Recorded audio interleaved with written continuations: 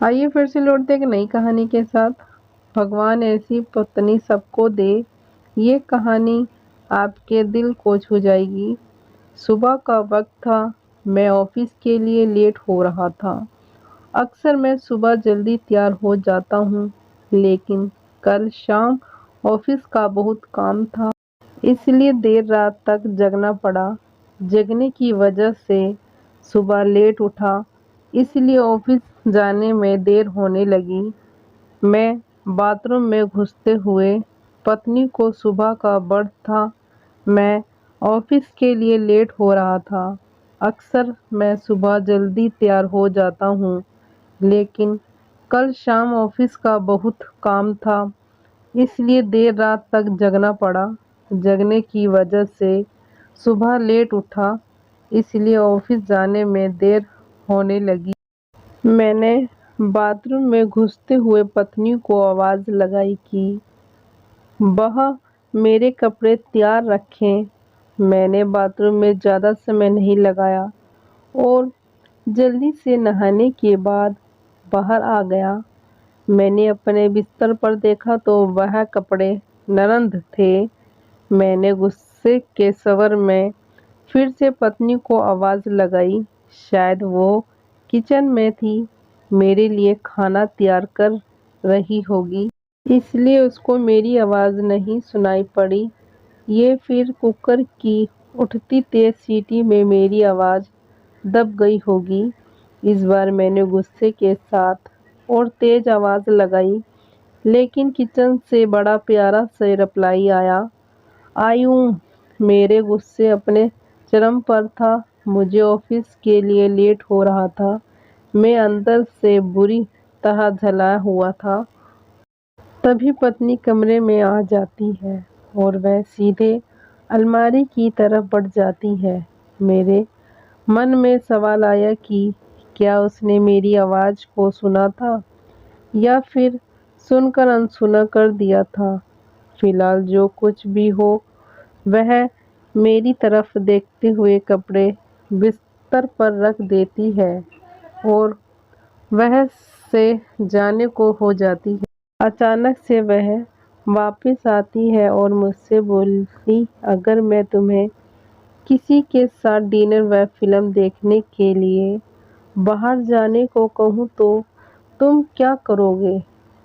उसके पूछने का अंदाज थोड़ा अलग था।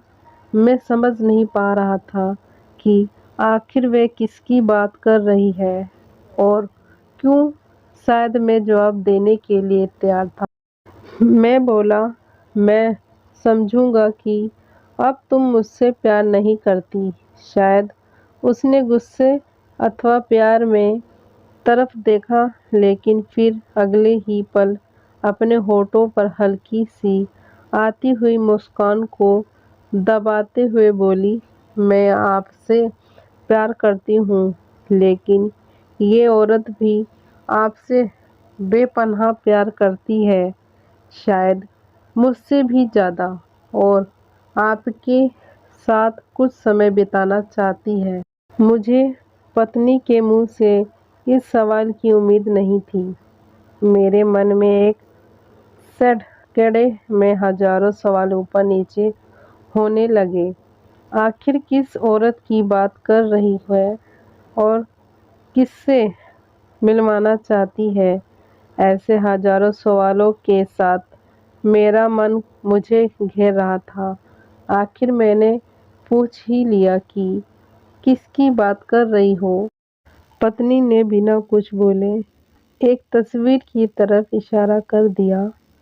वह तस्वीर मेरी माँ की थी, जो मुझसे दूर रहती थी, जिसने कई महीने से मैं मिला नहीं था। शायद काम की वजह से मैंने उन्हें फ़ोन भी नहीं कर पाया। मैं अपनी व्यस्तता के कारण उन्हें समय नहीं दे पा रहा था। मैंने पत्नी की तरफ देखा। पत्नी ने मुस्कुराहट के साथ मेरा मोबाइल मैंने माँ को फ़ोन किया था और उसने रात पर खाने को साथ में फ़िल्म देखने के लिए कहा। माँ मेरी आवाज़ सुनकर खामोश हो गई। शायद करुण स्वर था। तुम ठीक हो ना? तुम दोनों के बीच कोई परेशानी तो नहीं? माँ ने पूछा। उनके लिए मेरा एक एक इस तरह फोन करना शायद किसी परेशानी का संकेत था। नहीं, कोई परेशानी नहीं। बस मैंने सोचा था कि आपके साथ बाहर जाना एक सुख तक एहसास होगा। मैंने जवाब दिया और कहा, बस हम दोनों ही चलेंगे। उन्होंने इस बारे में एक पल के लिए सोचा और फिर कहा, ठीक है। शुक्रवार की शाम को जब मैं उनके घर पहुंचा तो बस मेरा इंतजार कर रही थी। मुझे देखकर उनका चेहरा खुशी से चमक उठा, जैसे बरसों से खोई हुई दौलत अकस्मात उन्हें मिल गई हो। मैंने माँ के पैर छुए और उन्हें गाड़ी की तरफ ले जाने लगा। वह बार बार मेरी तरफ देखकर हल्के हल्के मुस्कुराकर गाड़ी की तरफ बढ़ रही थी। कार में माँ ने बताया कि उन्होंने अपनी एक दोस्त को बेटे के साथ खाने के लिए बाहर जाने की बात बताई है। वह काफी प्रभावित थी। फिलहाल हम माँ के पसंद वाले रिश्तेदार तक पहुंच चुके थे, जो कि देखने में अब भी अच्छा और आरामदायक था। अंदर जाकर हम दोनों एक बैठ गए। मैंने पास रखे मेन्यू को उठाया और पढ़ने लगा। एक ताक मेरी निगाह माँ पर पड़ी। वह सभी भी मुझे देख रही थी, लेकिन इस बार वह मुस्कान गायब थी, अब उदास दिख रही थी। शायद मैंने मेन्यू पढ़ने में तो ज़्यादा समय नहीं लगा दिया। मैंने मेन्यू को साइड पर रख दिया। मैंने माँ से खाने के लिए पूछा। उन्होंने मेन्यू की तरफ इशारा करके मुझसे कहा, तुझे शायद है, जब तू छोटा था और हमारे साथ बाहर खाना खाने आता था, मैं भी तेरे लिए इसी तरह मेन्यू गौर से देखती ही और तेरे लिए अच्छा सा खाना ऑर्डर करती थी, जो तुझको पसंद था। लेकिन अब वक्त बदल गया है, महंगाई भी बहुत हो गई है। तू शायद मेन्यू में कुछ नया देख रहा होगा। माँ का जवाब सुनकर मेरी आंखों से आंसू निकल गए, लेकिन मैंने खुद को संभाला और कहा, माँ, इस बार मैं आपके लिए मेनू पढ़कर चाहता हूँ। इसके बाद मैंने एक बढ़िया सी डिश माँ के लिए ऑर्डर की। खाने के समय माँ ने मेरा बचपन से लेकर अब तक के लिए कई किस्से सुनाए।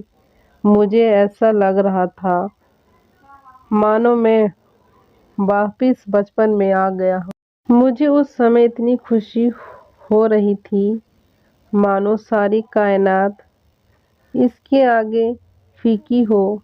बातों ही बातों में समय का पता ही नहीं चला। मैं माँ के साथ थोड़ा और वक्त बिताना चाहता था, लेकिन अंधेरा हो चुका था और माँ को उनके घर छोड़ना मुझे वापस अपने घर भी जाना था। इस शब्दों का मतलब बाद में समझ आया, लेकिन फिलहाल मैं माँ को लेकर उनके घर पहुँच गया। अब तक था माँ से विदाई लेने का। माँ ने एक उम्मीद के साथ मेरी तरफ देखा और कहा कि अगली बार मैं उन्हें बिल का पेमेंट करने दूँ तो वो मेरे साथ दोबारा डिनर के लिए आना चाहिएगा। मैंने मुस्कुराहट के साथ माँ से कहा, माँ, जब तुम चाहो। और बिल पेमेंट कौन करता है, इससे क्या फ़र्क पड़ता है? माँ ने मेरी तरह देखा और मुस्कुराहट के साथ कहा कि फ़र्क पड़ता है और अगली बार बिल वो ही पे करेगा। इसके बाद मैंने माँ से विदाई ली और अपने घर की तरफ चल दिया। घर पहुंचकर देखा तो पत्नी मेरा इंतज़ार कर रही थी। उसने पूछा, कैसा रहा आज का दिन? बहुत बढ़िया, जैसा सोचा था उससे कहीं ज़्यादा बढ़िया, मैंने जवाब दिया।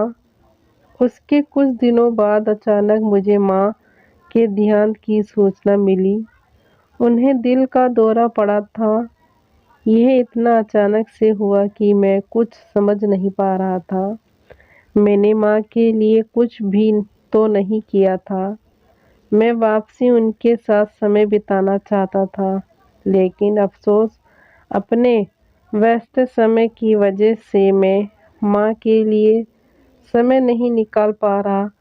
लेकिन अब पछतावा होता क्या, जब माँ थी तब समय नहीं, और अब जब माँ नहीं तो पछतावा और अफ़सोस। माँ की मौत के बाद मुझे एक लिफाफा मिला। उस लिफाफे में उसी रिश्तेदार की एडवांस पेमेंट की रसीद के साथ माँ का एक खत था, जिसमें माँ ने लिखा था, मेरे बेटे, मुझे पता नहीं कि मैं तुम्हारे साथ दोबारा डिनर पर जा पाऊंगी या नहीं, इसलिए मैंने 2 लोगों के खाने का अनुमानित बिल का एडवांस पेमेंट कर दिया है। अगर मैं नहीं जा पाऊँ तो तुम अपनी पत्नी के साथ भोजन करने ज़रूर जाना। उस रात तुमने कहा था ना कि क्या फ़र्क पड़ता है मुझे जैसी लेकिन रहने वाली बूढ़ी औरत को फ़र्क पड़ता है। तुम नहीं जानते, उस रात तुम्हारे साथ बीता हर पल मेरे जीवन के सबसे बेहतरीन समय में एक था। भगवान तुम्हें सदा खुश रखे, तुम्हारी माँ। वीडियो अच्छी लगी हो तो लाइक करना, शेयर करना, सब्सक्राइब करना, कमेंट करके ज़रूर बताना। धन्यवाद।